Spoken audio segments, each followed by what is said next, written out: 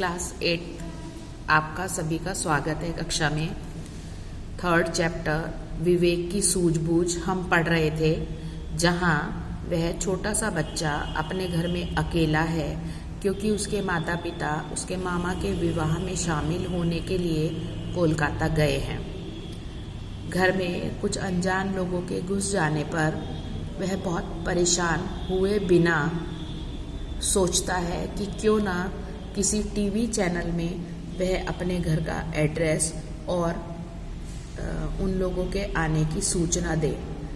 वह संवाददाता जी को ईमेल करता है और अब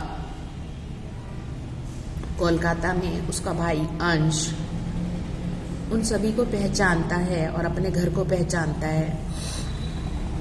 वे अनजान लोग हैं ऐसा जोर देते हुए वह अपनी मम्मी और पापा से वहाँ आने के लिए कहता है।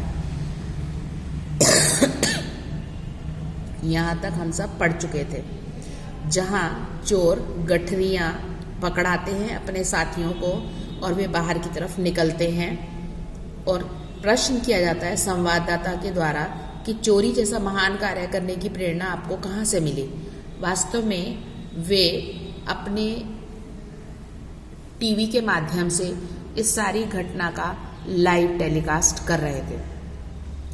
इतने सारे लोगों को देखकर पहले ही चोर हक्के बक्के हो गए थे। अब हम यहाँ से पढ़ेंगे अपना पाठ। इतने सारे लोगों को देखकर चोर पहले ही हक्के बक्के हो गए थे। ऊपर से प्रश्नों की बौछार ने तो उनके होश उड़ा दिए। अपनी अपनी गठरियां फेंककर दोनों वहां से भागने लगे। आप लोग सोच रहे होंगे कि ये दोनों चोर यहाँ से भाग जाएंगे। बिल्कुल नहीं, हमने इनके स्वागत की पूरी तैयारी कर रखी है। टीवी पर संवाददाता की जोश भरी आवाज गूंजी। इसी के साथ कैमरा भाग रहे चोरों पर टिक गया। वे दोनों दीवार के पार पहुंचकर उस पर चढ़ने की कोशिश कर ही रहे थे कि दोनों के पीठ पर एक एक घूंसा पड़ा। घूंसा मतलब मुक्का पड़ा। इसी के साथ बाहर से उछलकर कई पुलिस वाले भीतर आ गए। इससे पहले कि वह दोनों कुछ समझ पाते, पुलिस वालों ने उन्हें पकड़ लिया। विवेक ने खिड़की से झांककर पुलिस वाले को देखा तो उसकी जान में जान आई। वह बाहर आया। विवेक को देखकर संवाददाता ने उसकी पीठ थपथपाते हुए कहा, शाबाश बेटे, तुमने कमाल की होशियारी दिखाई। हमने तुम्हारा ईमेल पढ़ लिया था। पूरी बात सुनकर विवेक का चेहरा गंभीर हो गया। उसने कहा, अंकल, आप लोगों ने दर्शकों को तो लाइव टेलीकास्ट दिखा दिया, लेकिन हमारी मदद नहीं की। यह भी नहीं सोचा कि अंदर मैं अकेला हूँ। अगर इन चोरों ने कुछ कर दिया तो फिर मेरा क्या होता। नहीं बेटे, ऐसी बात नहीं है। हमने सबसे पहले तुम्हारी सुरक्षा के बारे में ही सोचा था। उस संवाददाता ने स्नेह से विवेक के सिर पर हाथ फेरते हुए कहा, अगर सोचा था तो फिर हमारी सुरक्षा के लिए कुछ किया क्यों नहीं? कौन कहता है कि हमने कुछ नहीं किया? हम लोग सिर्फ घटनाओं को सुनाते नहीं हैं, बल्कि सर्वप्रथम सुरक्षा को महत्व देते हैं। वह देखो अपने घर के रोशनदानों की तरफ।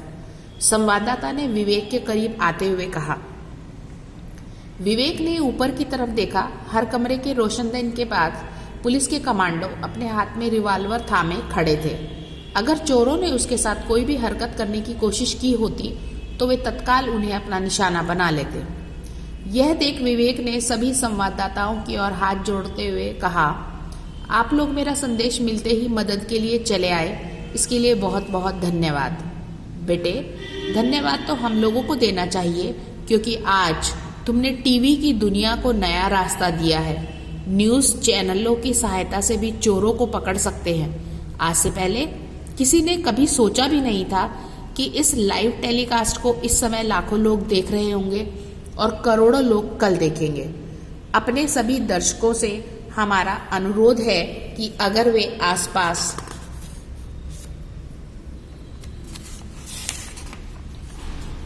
कोई घटना देखें तो हमारी वेबसाइट पर अवश्य सूचना भेजें। जनता की सेवा के लिए हमारी वेबसाइट 24 घंटे खुली रहती है। नमस्कार। संवाददाता ने कहा और इसी के साथ टीवी पर दिखाई देने वाले दृश्य गायब हो गए। विवेक की मम्मी ने फोन मिलाकर विवेक को बधाई दी। तो बच्चों, ये था पाठ आपका विवेक की सूझबूझ, जिसमें हमने ये पढ़ा कि विवेक ने किस तरह से अपनी सूझबूझ के चलते टीवी पर लाइव टेलीकास्ट में अपने घर का एड्रेस और चोरों के संदर्भ में सूचना भेजी। आई होप कि ये लेसन आपको समझ में आ गया होगा। वैसे भी आसान सा ही है। एक बार हम इसके शब्द अर्थ भी पढ़ लेते हैं। उद्घोषक, घोषणा करने वाला। ईमेल, ये मैंने आपको पहले भी बताया था, इंटरनेट की सहायता से भेजा जाने वाला पत्र। उत्सुकतावश, जानने की प्रबल इच्छा से। अभियान यानी मुहिम। लाइव टेलीकास्ट, जो कुछ भी घट रहा है उसे उसी समय दूरदर्शन पर दिखाना यानी घटना स्थल से सीधा प्रसारण करना, जैसे टेस्ट मैच का लाइव टेलीकास्ट। संवाददाता, खबरें देने वाला। और नेटवर्क का अर्थ है सूचना जाल। तो बच्चों, ये है हमारा पाठ विवेक की सूझबूझ। इससे संबंधित प्रश्न हम आपको अगली वीडियो के साथ भेजेंगे और तब तक के लिए गुड बाय।